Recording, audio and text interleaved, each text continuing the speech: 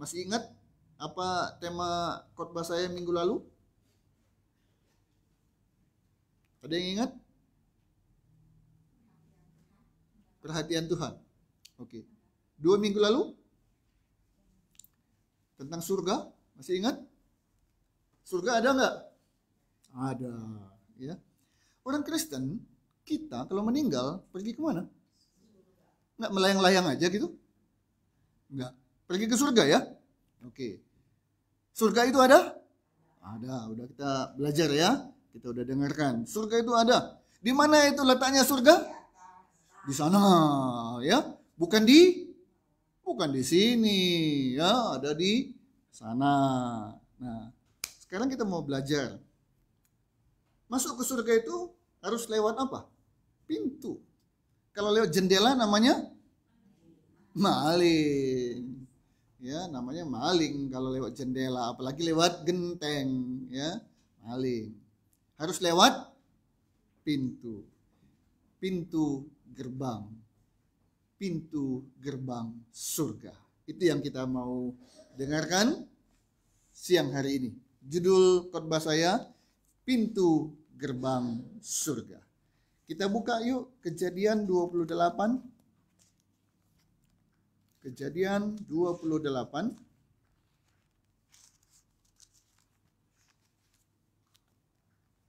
Ayat 16 dan 17. Kita baca bersama-sama. Kejadian pasal 28 ayat 16 dan 17. Haleluya.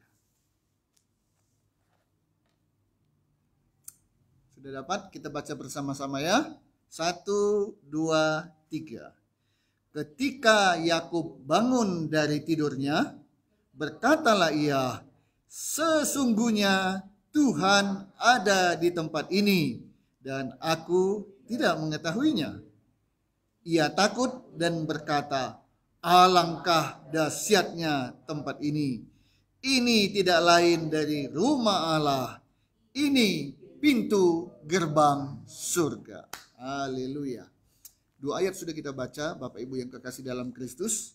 Ayat pertama mengatakan sesungguhnya Tuhan ada di tempat ini, di tempat dia berada. Saya mau tanya, di tempat ini ada Tuhan nggak? Ada? Di rumah ada Tuhan nggak?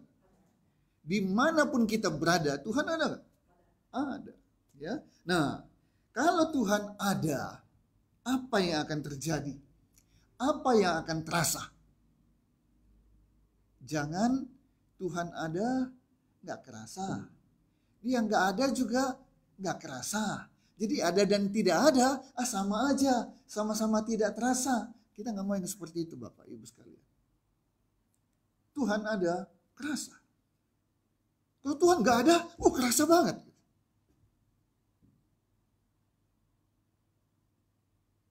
Ini saya baru punya cucu kan. 2-3 hari aja nggak ketemu, kayaknya apa? Pengen ketemu. Dulu waktu punya anak gitu nggak? Mau anak ini tinggalin, udahlah biarin aja lah seminggu 2 minggu nggak ketemu, nggak mau. Ya, maunya ketemu. Jadi kalau ada anak, beda. Nggak ada anak, beda juga. Ya. Nah kalau Tuhan ada, apa yang terjadi? Apa yang akan terasa? Mari kita lihat. Matius 17. Matius 17 ayat yang keempat.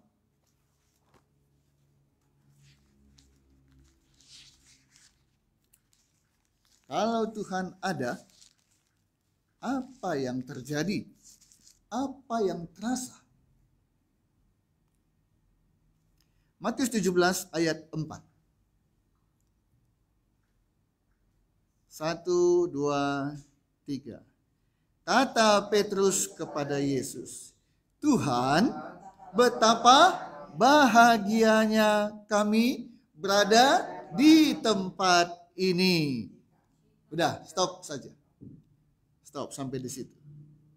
Tuhan, betapa bahagianya kami berada di tempat ini. Apa tempatkah yang bikin bahagia? Bisa jadi orang pergi rekreasi cari apa? Tempat.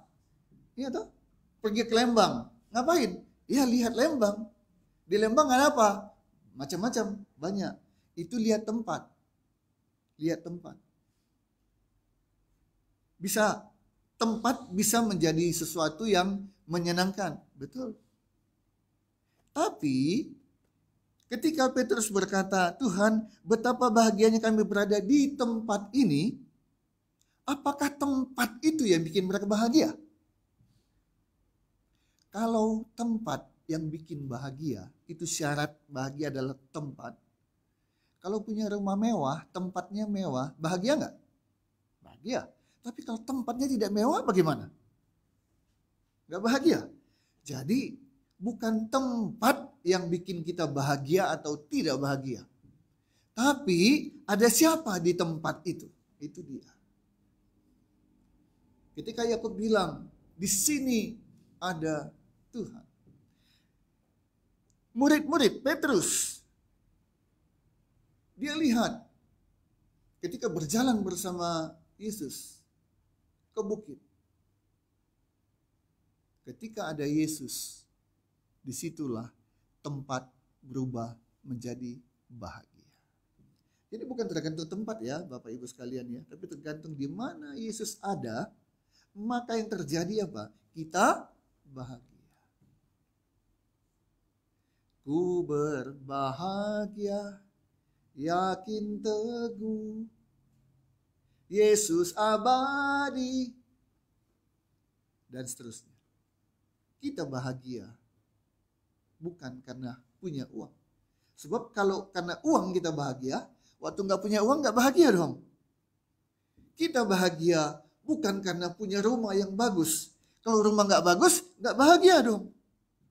Mau punya uang, tidak punya uang, kita tetap bahagia. Amin. Hati senang walaupun tak punya uang. Ya. Jadi bujangan enak. Apa susahnya jadi bujangan? Paling enak jadi apa? Orang Kristen. Punya uang, nggak punya uang, tetap puji Tuhan. Kita nggak benar tergantung pada ada uang atau nggak ada uang. Tapi kita tergantung ada Yesus atau tidak ada Yesus. Kalau ada Yesus, pasti kita bahagia. Itu yang pertama. Ya, Matius 17 ayat 4. Kalau ada Yesus, maka bahagia. Jadi aneh ya kalau orang Kristen hidupnya nggak bahagia. Itu aneh itu. Ada sesuatu yang salah, ada sesuatu yang nggak beres. Ya, selama Tuhan ada bersama dengan kita, pasti kita bahagia. Bapak Ibu, di gereja ini ada Tuhan nggak? Halo? Nah, kalau di gereja ada Tuhan, harusnya orang betah berada di gereja. Betul apa betul? Kita buka Mazmur 23 ayat 6. Mazmur 23 ayat 6.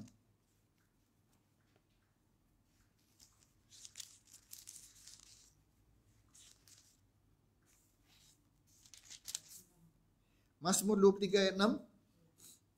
Kita baca sama-sama. 1, 2, 3. Kebajikan dan kemurahan belaka akan mengikuti aku seumur hidupku. Dan aku akan diam dalam rumah Tuhan sepanjang masa. Sepanjang masa. Berarti nggak pernah bosan kalau datang ke rumah Tuhan.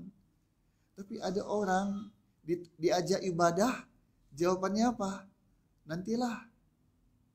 Sibuk. Nggak punya waktu. Kita yang mengerti. Ada Yesus, hidup kita bahagia. Di mana saja ada Yesus, hidup kita bahagia. Di tempat ini, di rumah Tuhan, ada Tuhan? Ada. Maka kita selalu bahagia berada di rumah Tuhan. Amin. Haleluya. Ini yang pertama. Di mana ada Tuhan, di situ ada kebahagiaan. Yang kedua, kita buka Keluaran 3 ayat 5.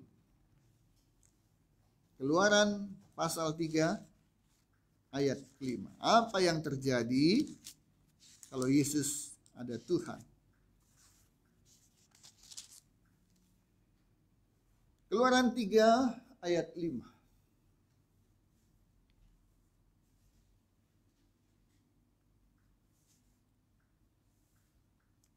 Yuk kita baca sama-sama. 1, 2, 3. Lalu ia berfirman, janganlah datang dekat-dekat. Tanggalkanlah kasutmu dari kakimu. Sebab tempat di mana engkau berdiri itu adalah tanah yang kudus. Bapak Ibu, apa yang menjadi penyebab tanah tempat kaki Musa berada menjadi kudus? Sebelumnya, apakah tempat itu kudus? Tidak. Tempat itu menjadi kudus karena ada kehadiran dari Tuhan. Kehadiran Tuhan pertama membawa kebahagiaan. Yang kedua, kehadiran Tuhan membawa kekudusan. Tadi saya tanya, di tempat ini ada Tuhan? Ada. Karena itu kita di tempat ini harus bahagia. Kenapa? Tuhan membawa kebahagiaan. Yang kedua, kehadiran Tuhan mengakibatkan tempat di mana Tuhan berada menjadi kudus. Di tempat ini ada Tuhan? Ada. Berarti tempat ini menjadi kudus. Kalau tempat ini menjadi kudus, maka tidak sembarangan. Sama ketika Musa datang pakai kasut, enggak boleh. Tempat ini kudus. Di sini ada Tuhan, di sini ada kekudusan, maka tidak sembarangan. Loh, kalau begitu kita nggak boleh pakai sendal dong, nggak boleh pakai sepatu dong, sama seperti Musa. Apakah begitu? Tidak. Ada banyak hal-hal yang di perjanjian lama, di Taurat. Harus begini, harus begitu, nggak boleh begini, nggak boleh begitu. Dengan kedatangan Tuhan Yesus, dengan kematian dan kebangkitannya, dia genapi semua. Sehingga hal-hal yang tadinya nggak boleh begini, nggak boleh begitu, harus begini, harus begitu. Ingat, harus bawa merpati, korban, macam-macam. Semua sudah digenapi dengan kedatangan Yesus, kematian Yesus dan kebangkitan Yesus. Maka kita ke gereja di tempat kudus, kita nggak perlu lagi lepas sepatu, nggak perlu. Itu kalau berhadapan dengan Tuhan dulu, nggak sembarangan. Saudara ingat tabut perjanjian ketika dibawa dan oleng, ada orang yang memegang, apa yang terjadi? Mati. Nggak main-main. Dulu ya, sebelum kita punya presiden Pak Jokowi, siapa presiden sebelum Pak Jokowi? Bapak Susilo Bambang Yudhoyono. Sebelumnya Ibu Megawati. Sebelumnya lagi, ayo daya ingat, Gus Dur. Sebelumnya lagi Habibie. Sebelumnya lagi Pak Harto. Yang pertama Presiden Soekarno dipanggil apa? Bung Karno. Presiden Soeharto dipanggil apa?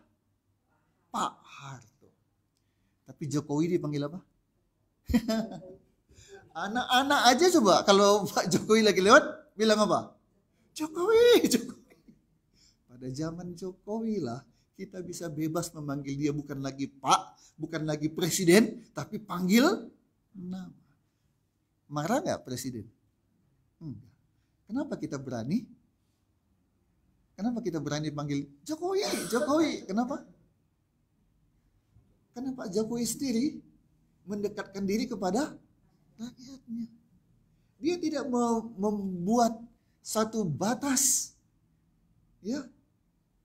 Dia mendatangi rakyatnya. Dia menyalami rakyatnya. Sehingga rakyat merasa apa? Dekat. Merasa dekat dengan Pak Jokowi. Lah kalau sudah dekat, gimana? Ada hal-hal yang apa ya? Yang namanya aturan-aturan itu udah nggak berlaku lagi. Ya kan? Karena sudah dekat. Kita dekat nggak sama Tuhan Yesus? Dekat ya? Oke. Saking dekatnya mungkin seperti itu. Kita bikin Tuhan Yesus Jokowi, Jokowi. Coba kita mau lihat ya. Markus 10 ayat 48. Markus 10 ayat 48.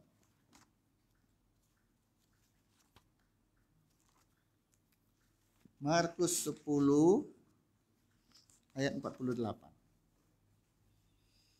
Yesus menyembuhkan Bartimeus. Ayat 47, ayat 47. Ayat 47. Markus 10 ayat 47. 1, 2, 3.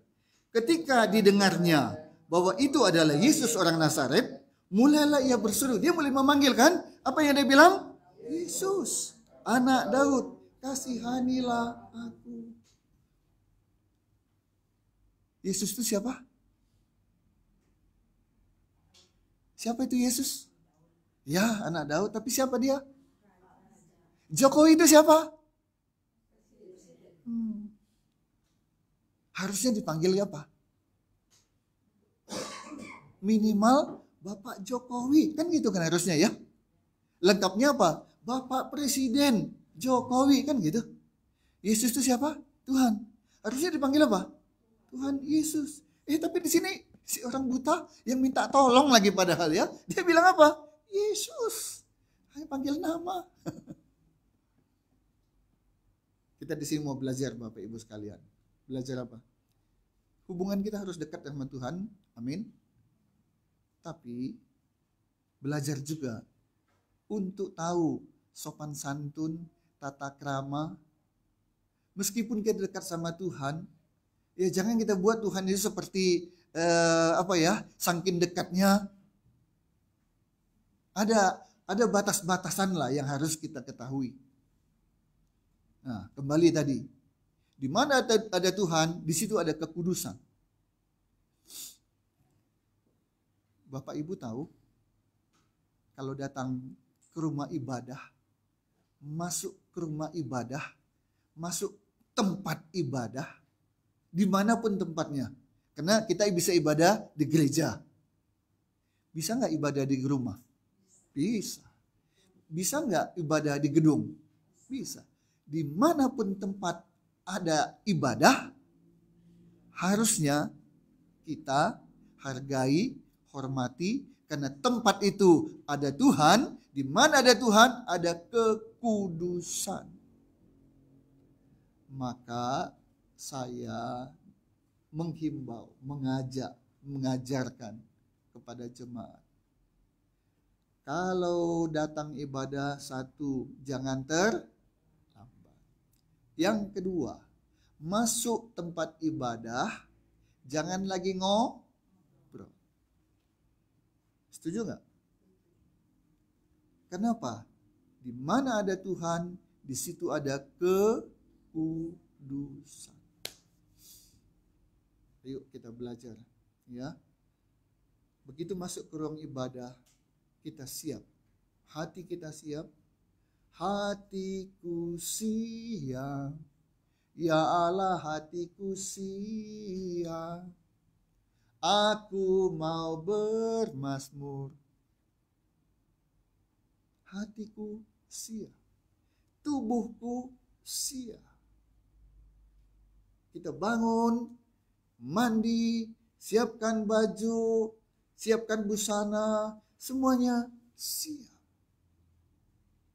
Datang ibadah, masuk ke ruang ibadah, siap.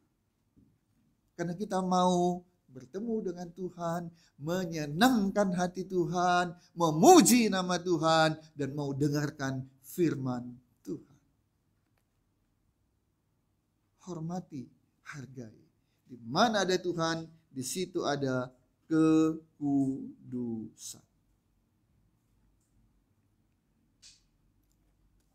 Yuk kita lanjut ya. Kembali tadi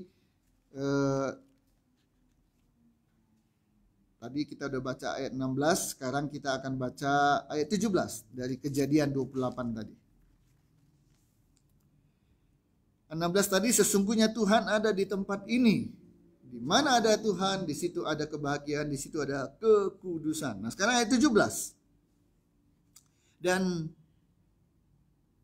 ia takut dan berkata, alangkah dahsyatnya tempat ini. Tempat di mana Tuhan ada terjadi kedahsyatan. Dan kemudian dilanjutkan, ini tidak lain dari rumah Tuhan. Di dalam rumah Tuhan ada kedahsyatan. Dan dia bilang apa? Ini pintu gerbang surga. Haleluya. Ini pintu gerbang surga. Haleluya. Tadi saya sudah tanya, kita anak-anak Tuhan kalau meninggal pergi kemana? Pergi ke surga. Untuk bisa masuk ke surga, untuk masuk lewat apa? Pintu. Ada pintu gerbang. Ya. Ada pintu gerbang. Baru kita masuk. Pertanyaannya, bagaimana caranya kita bisa masuk, kita bisa melewati pintu gerbang itu?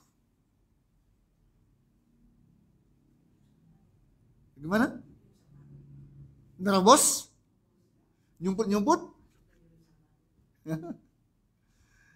Yuk kita baca Yohanes 10 ayat 9. Yohanes 10 ayat 9.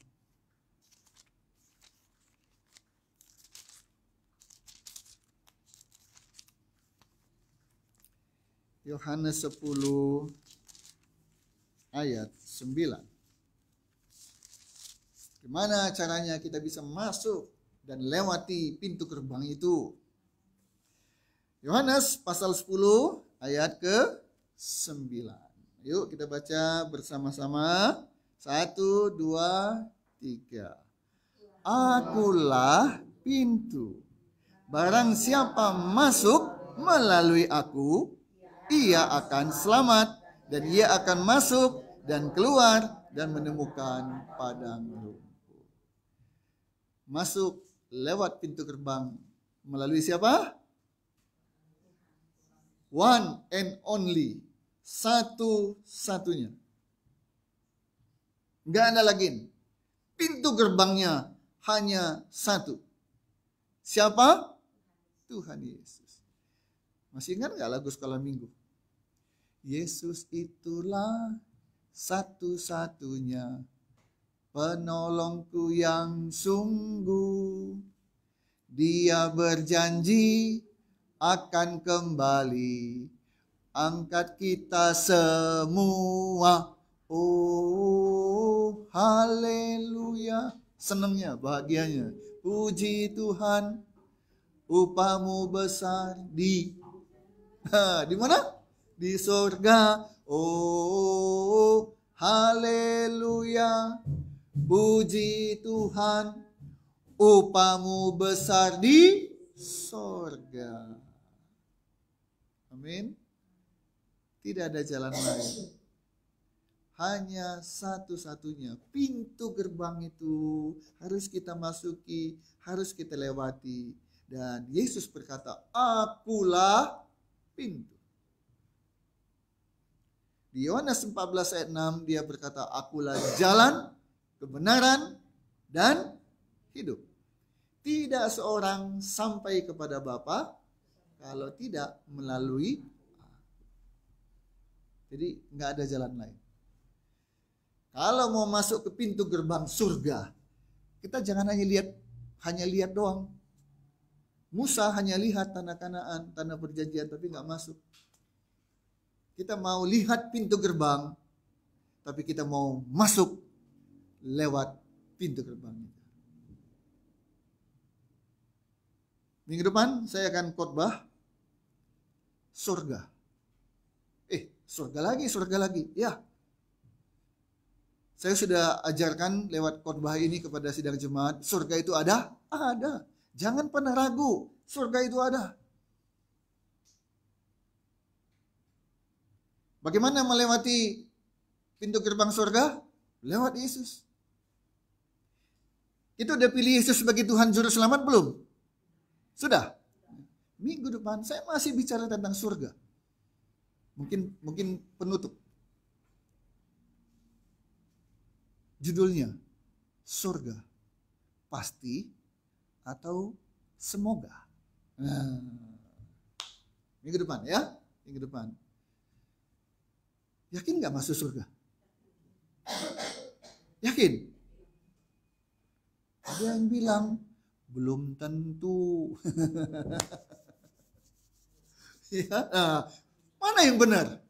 Pasti masuk surga atau belum tentu? Minggu depan, ya, minggu depan. Tapi hari ini kita mau belajar. Ada pintu gerbang surga. Kita mau ke surga harus lewat pintu gerbang itu. Dan bagaimana caranya bisa lewat pintu gerbang surga? Pintu itu adalah Yesus. Satu-satunya. Nggak ada cara lain. Nggak ada jalan lain. Nggak ada pintu lain. Pintunya hanya lewat Tuhan Yesus. Kita sudah terima Yesus. Puji Tuhan. Tapi masihkah kita bertanya, saya udah terima Yesus. Dia adalah pintu. Tapi yakinkah saya bahwa saya pasti masuk surga? Atau hanya mudah-mudahan? Atau hanya semoga? Minggu depan kita akan dengarkan ya khotbah minggu depan, surga pasti atau semoga. Puji Tuhan. Kita mau berdoa.